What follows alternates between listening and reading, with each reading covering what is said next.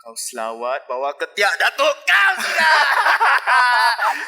Alamak. Okay, kita gerak dari tempat ni pun best Cinta itu apa yang kita rasakan di hati. Kerana cinta,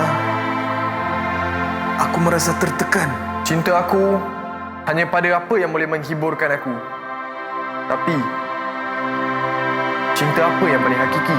Yang dengannya akan membuatkan aku tenang di jiwa, lapang di dada. Ya Allah, apakah penyaksianku dalam syahadah sudah membuktikan penyaksian cintaku?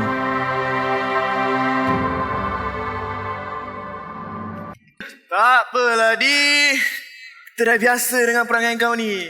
Yelah, bapak kau lagi penting kan?